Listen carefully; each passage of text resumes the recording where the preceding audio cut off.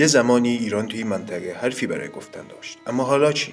کار به جایی رسیده که حتی چین، همونی که همیشه ازش به عنوان شریک استراتژیک یاد میکنیم، داره توی تمامی تجزیه ما دست میبره.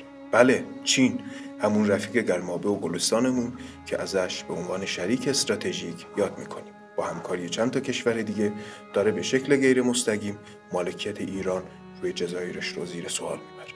ولی چطور؟ بذارین براتون بازش کنم.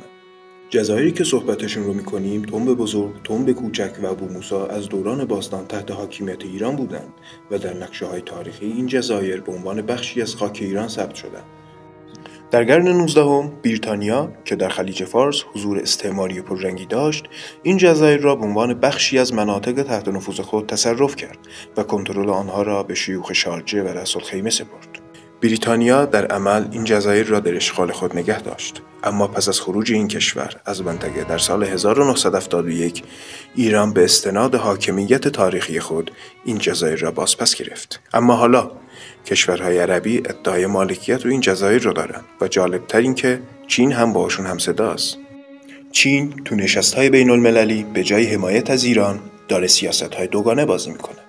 از یه طرف نفت و منابع ایران رو با تخفیف‌های عجیب و غریب میخره، از اون طرف با کشورهای عربی که به خاک ایران چشم طمع دارن جلسه میذاره و به نفع اونا بیانیه صادر میکنه. این یعنی چی؟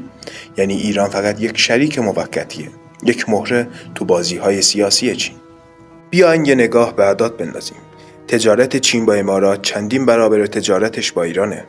میلیاردها دلار سرمایه گذاری توی کشورهای عربی، اما توی ایران چی؟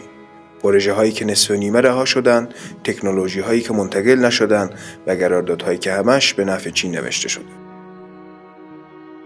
اما چیزی که مشخصه اینه که چین داره از شرایط تحریمی ایران نهایت سوء استفاده رو میکنه، ولی موقع دفاع از ایران خبری ازش نیست. اما ایران در واکنش به رویکرد خصمانه چین نسبت به جزایر سگانش به چند بیانیه دیپلماتیک ملایم و احضار سفیر چین برای ابراز نگرانی بسنده کرد. از طرفی روابط سیاسی کماف سابق با چین بدون هیچ تغییری ادامه داره و حتی برخی مقامات ایرانی همچنان از دوستی استراتژیک با چین دم میزنند.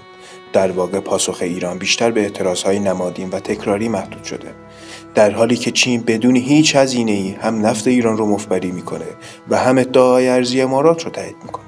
واقعاً دوستی با چین به نفع ایرانه؟ شما بگید. برای ویدیوهای بیشتر انجمن علمی اقتصاد پژوهان رو دنبال کن.